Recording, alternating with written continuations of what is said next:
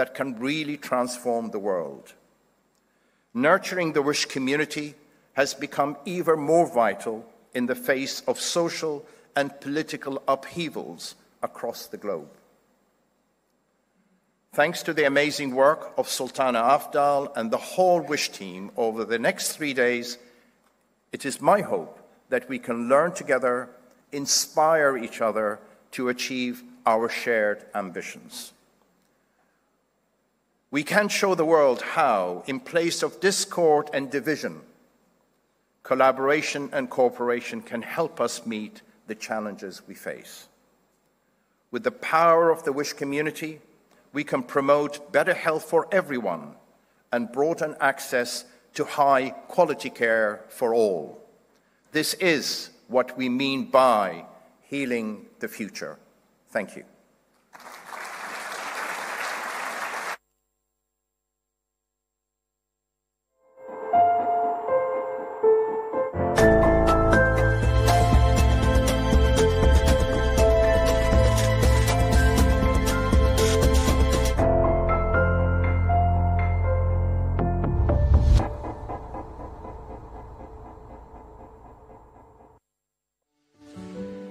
لقد تفرقنا لزمن طويل جدا. لقد كانت السنوات الأخيرة صعبة للغاية، ولكننا تعلمنا الكثير. باستطاعتنا أن نكون معا أخيرا لنلتقي وجها لوجه ولنبحث عن حلول للتحديات الصحية الأكثر صعوبة حول العالم. لقد حان الوقت لنتنفس الصعداء. ها نحن مستعدون، فهناك الكثير لنقوم به.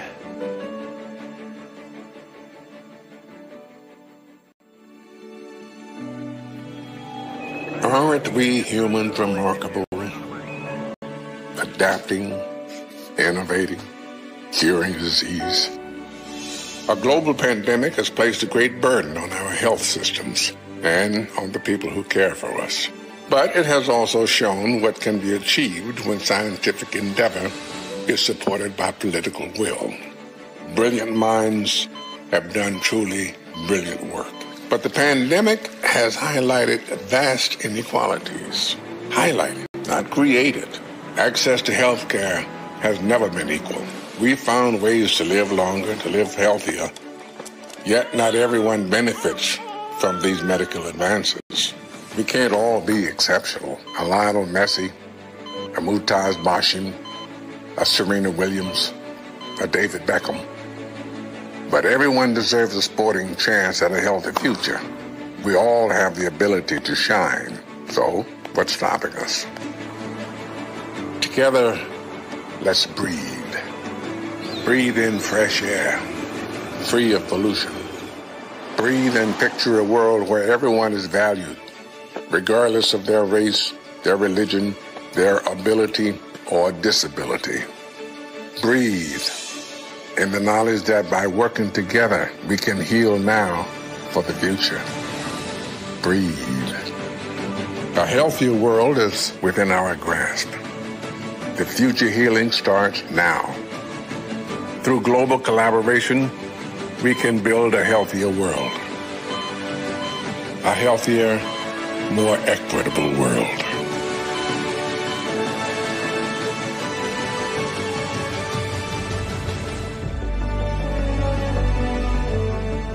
هناك ضوء في آخر النفق، ويحدون الأمل بينما نستشرف المستقبل. لدينا ما يكفي للمضي قدما وللتماثل للشفاء. نحن الذين يقع على عاتقهم إيجاد مستقبل مفعم بالحياة، ولكن فقط إذا عملنا معا. هذه هي لحظتنا، هذه هي فرصتنا.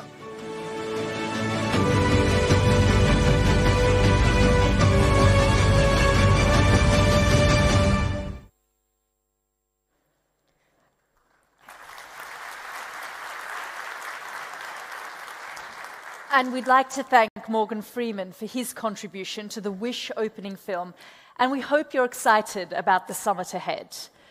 We're now delighted to be joined by Her Excellency Samia Suluhu Hassan, President of Tanzania. President Hassan, the first woman to hold this position in Tanzania, has been a long-time champion of women's health and economic empowerment. She served on the UN High-Level Panel on Women's Economic Empowerment, overseeing several national and regional initiatives building women's entrepreneurial skills, and launched a campaign to reduce maternal and newborn deaths. Please join me in welcoming President Hassan to the stage.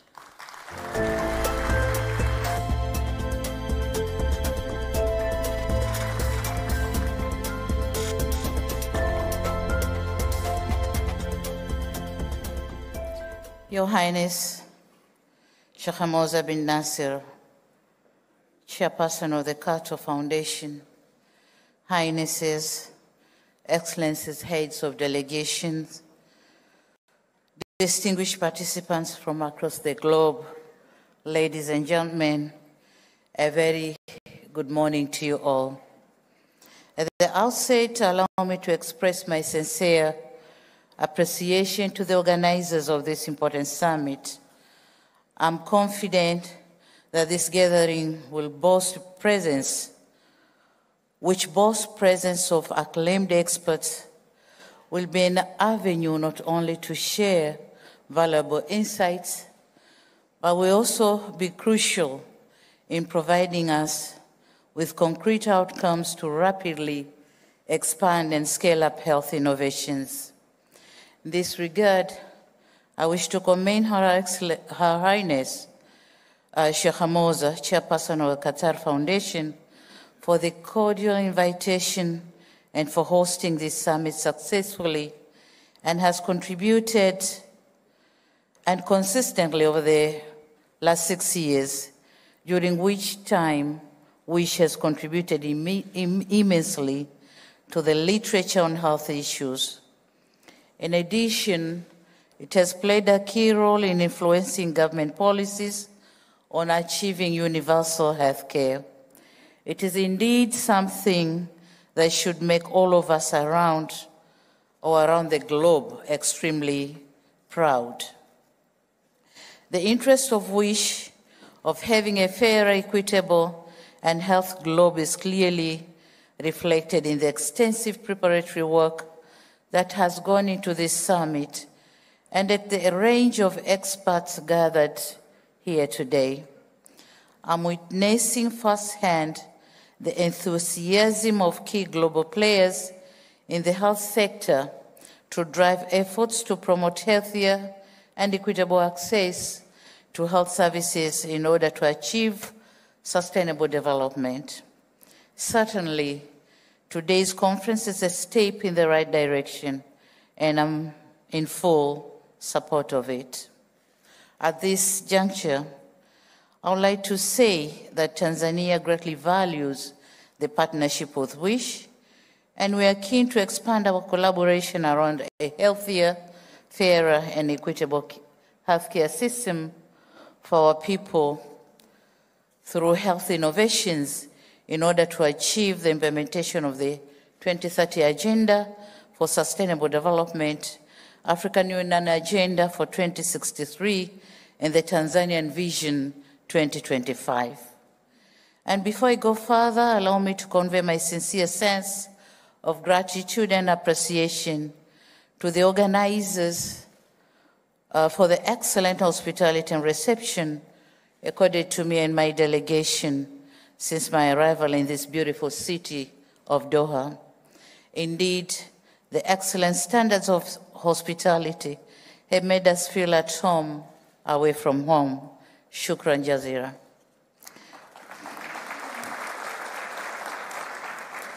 Excellencies, ladies and gentlemen, for decades now, many health systems globally have been facing an increasing demand due to changing patterns of demographic, epidemiological, and socioeconomic transitions.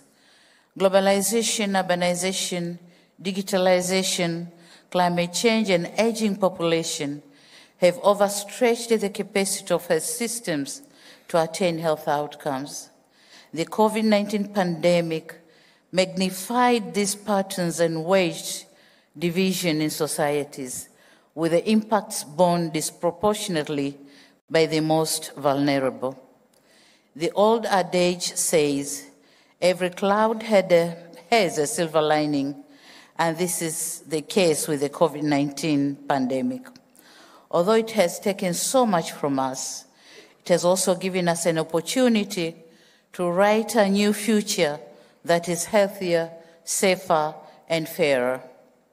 The pandemic provides us with a worthy lesson that health is not a cost to be repressed, but an investment to be prioritized and nurtured. Health forms the core foundation of socioeconomic and political stability. The pandemic provided countries with an opportunity to enhance preparedness and progress towards universal health coverage based on a solid foundation of primary health care. It is disheartening to note that many of the developing countries did not heed the opportunity that COVID-19 provided to undertake an integrated approach, but resorted to fragmented financing, planning, implementing, and monitoring. This approach did not address the prevailing inequalities and disproportionate impact of health emergencies on marginalized and vulnerable populations.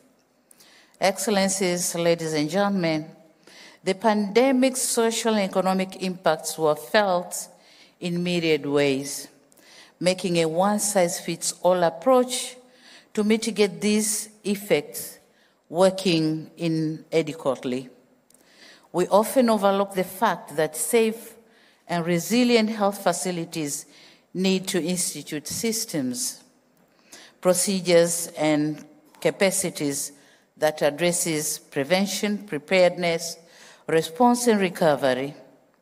Why am I saying this? Because we in the Global South have experienced and tackled epidemics in the past through local innovations.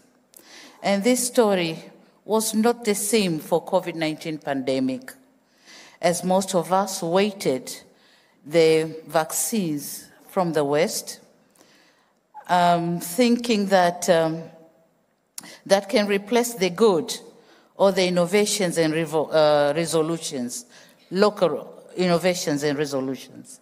But we forget sometimes the excellent comes in late, or miss something critical, or is over-engineered.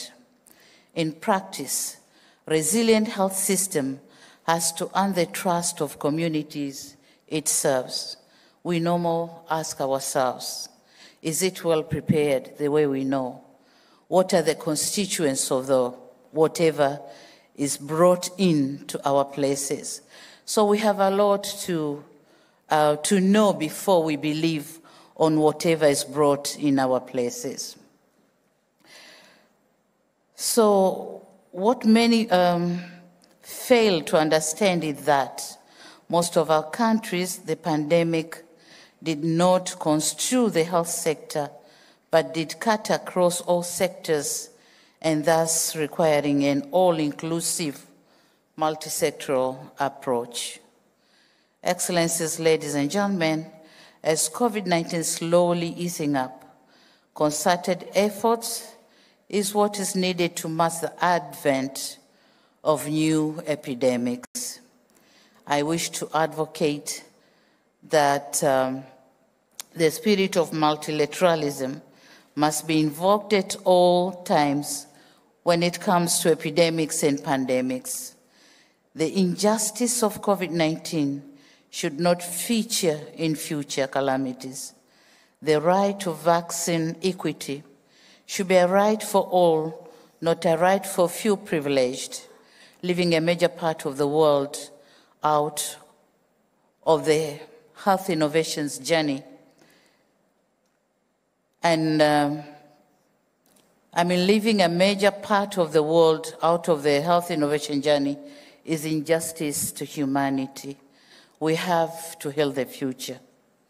Excellencies, ladies and gentlemen, the future of healthcare sector requires improved health outcomes or innovations. Therefore, local innovators should be encouraged to develop their own sustainable path to improve health outcomes.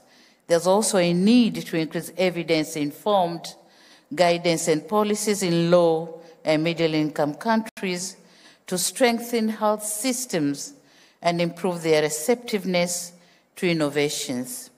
It is our collective responsibility to design and implement innovation that will improve quality of health or health services according to our circumstances and make healthcare safer and affordable to the population.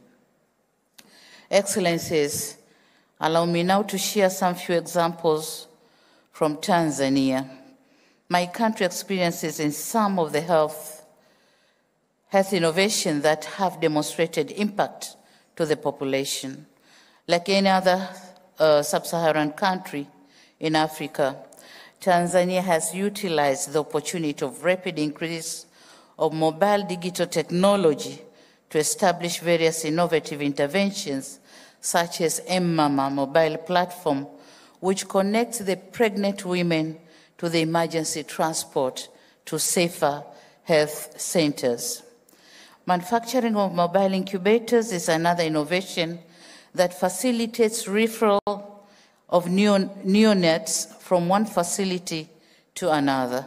This initiative has significantly decreased neonatal deaths in one region. The next step is to scale up this innovation to the remaining regions of Tanzania mainland and Zanzibar. These two innovations have significantly served or saved the life of mothers and children.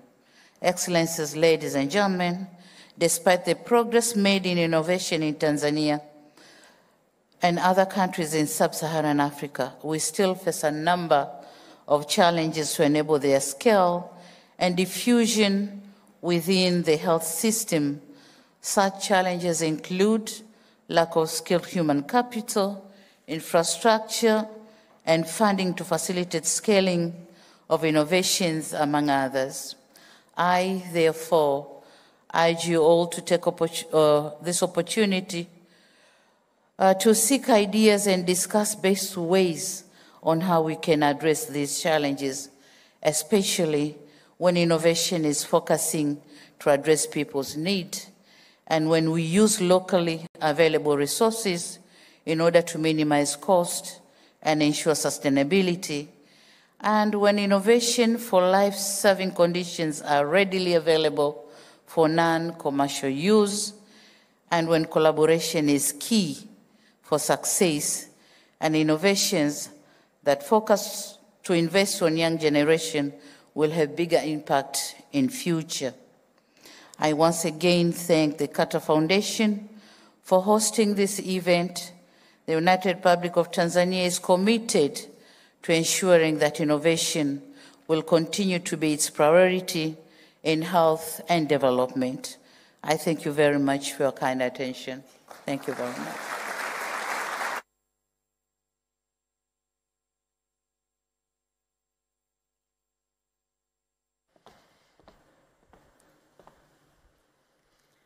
Thank you so much, President Hassan, for those powerful and important words.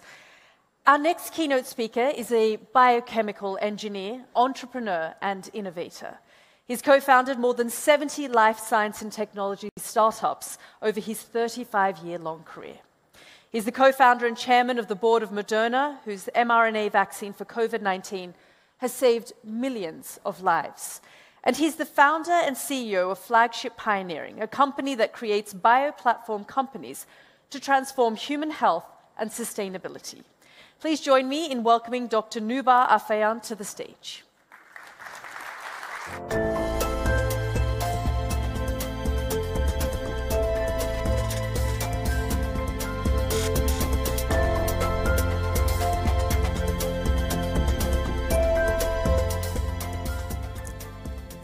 Your Highness Sheikha Moza bint Nasser, and Your Excellency Sheikha Hind bint Hamad Al Thani, Your Excellencies, distinguished guests, ladies and gentlemen, it's wonderful to be here in Doha and especially to be here at WISH.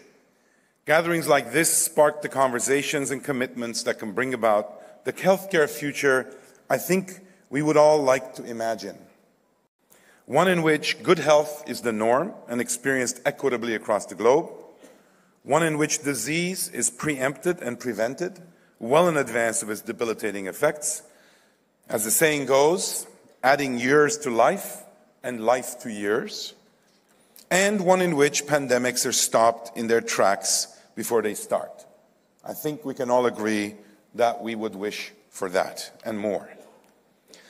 Now I'm going to ask you to join me on a journey of imagination today, using what in my view is the biggest mental faculty we have innately as humans. Because our particular moment in time requires imagination, every bit as much as it requires ingenuity, resilience, diplomacy, collaboration, and hard work. I hardly have to say what imagination can do when put into action here in Qatar. Seeing the country rise during the past decades is a very good example of how large leaps can be made as a result of highly imaginary plans, the right resources, and execution. While we may be approaching an endemic stage of COVID-19, we've lost to this virus more than 6 million lives officially, and more than likely over 22 million lives if you include the unexplained deaths during the period that COVID has been around. And I believe we remain unprepared for future pandemic threats. Add to this the war in Ukraine with its far-reaching impacts, driving up prices in global food, energy, and fertilizer markets that increase the cost of living to levels not seen in more than a generation. Inflation worsening even further by extreme weather events like climate change. And all of that factor into converging to stoke social unrest and tensions that tear away at the fabric of a just and peaceful society. Now, imagination may seem trivial in the face of these challenges, and you may even consider it particularly strange that a scientist is willing to talk about fantastical imagination when in fact rigorous scientific inquiry seems to be at direct opposition to such fantasy. At my company, Flagship Pioneering, we think of these things as indivisible. In fact, we believe most big leaps and breakthrough science have their origins in imagining a future scientific possibility beyond what seems reasonable, and then subjecting that to the idea of Darwinian evolution, Darwinian selection pressure. This union of imagination and rigorous science work together in a future backwards process that reveals whether a previously unimagined possibility, what we call today impossibility, can become a viable reality. Critical to this process is learning learning to resist the urge to discriminate against these far-flung ideas, creating space for us all to feel comfortable positing and defending seemingly silly, crazy ideas, because they, in fact, are the seeds to the next generation of innovation. I am founder and CEO of Flagship Pioneering, a company of professional innovator and entrepreneurs that conceives, creates, resources, and develops first-of-their-kind bioplatform companies to transform human health and sustainability. Every single flagship company, and we are now on number 91, internally generated life science companies, begins with an imagining, specifically a what-if question. The point of this starting question is to imagine a future outcome or capability unconstrained by what seems possible today. What if we could uncover and use certain viruses that colonize our bodies naturally to deliver therapeutics safely and repeatedly? Exploring and eventually answering this question led to the creation of Ring Therapeutics. What if a subset of microbes that colonize our guts can be isolated and delivered in a pill to restore a healthy microbiome? This question led us to create Series Therapeutics, pioneering new approaches to treat often fatal recurrent C. difficile infections and other diseases. What if microbes can alter the health of crops, such that if we add them to modern seeds that are devoid of microbes, we would increase yields and drought resistance dramatically? This question led us to create indigo agriculture, which is now extending the science to enable carbon capture in agricultural soil, thereby decreasing carbon emissions and enriching farmers through a scalable approach. What if we could create detailed corresponding maps that connect all known proteins to their underlying DNA, such that machine learning-based algorithms could allow generation of novel proteins, proteins that nature has never seen? This question led us to create Generate Biomedicines, a leader in using AI to invent novel and potent biotherapeutics through computation at a fraction of the time previously needed by modern biotherapeutics. And one more. What if patients could produce biologic medicines inside their own bodies upon receiving a biological code molecule? This question led us to found LS18. We have the habit of numbering our companies when they're born. Our 18th life science company in 2010. That company is now known as Moderna. I'm incredibly proud of our team in Moderna and their round-the-clock efforts to develop and deploy our life-saving vaccine. After 10 years in development, the pioneering platform Moderna had created and tested with $2 billion of private investment was ideally positioned to rise to the greatest biological threat of our generation. Over the past 2 years, mRNA technology invented by Moderna has been combating the virus, which in turn also uses RNA to infect our cells, pitting our immune system against a hypermutable enemy. In that battle, a simple code molecule instructing or arming our immune systems, now across over 1 billion people, provided a path to security, saving millions of lives, according to expert estimates.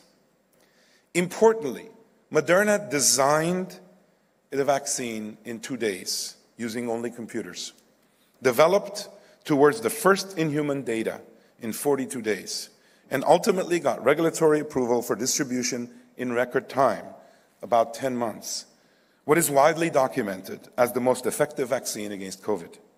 But even more importantly, we did so with a commitment to equity at every stage.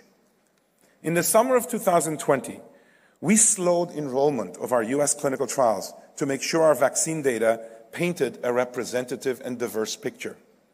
This led our vaccine to be approved 1 week after that of a competitor.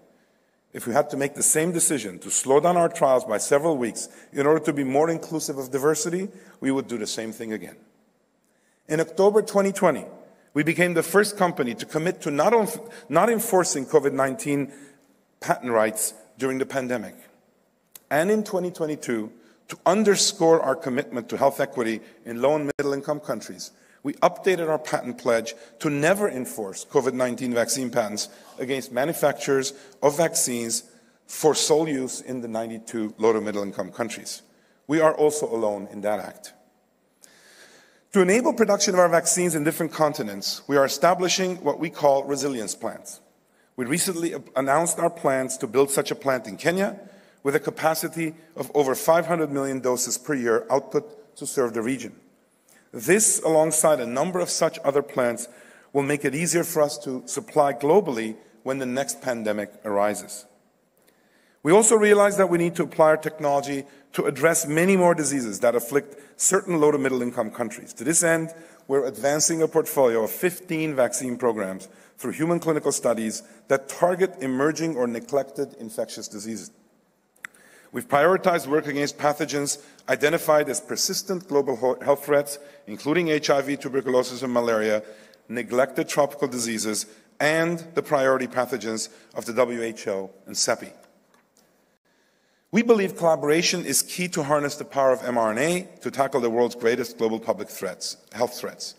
To accelerate additional vaccines, we launched a program called mRNA Access, where global researchers throughout the world can use Moderna's mRNA technology, manufacturing capabilities, and R&D expertise to explore new vaccines against infectious diseases. And we have a next-generation vaccine against COVID-19 called mRNA 1283 in development, designed to be stable at refrigerated temperatures for efficient distribution in developing countries. We just launched, as many of you hopefully have heard, a new bivalent vaccine to combat old and new strains alike, and we will stand guard on this front with new vaccines for as long as needed. Now, beyond applications for pandemic vaccines, the same mRNA technology and platforms being applied across an extensive pipeline that includes 46 human clinical programs, half of them in vaccines, half in therapeutics. What's truly unique about this platform is that a small change in the code of mRNA allows us to make a completely different protein delivered safely with the now proven nanoparticle technology.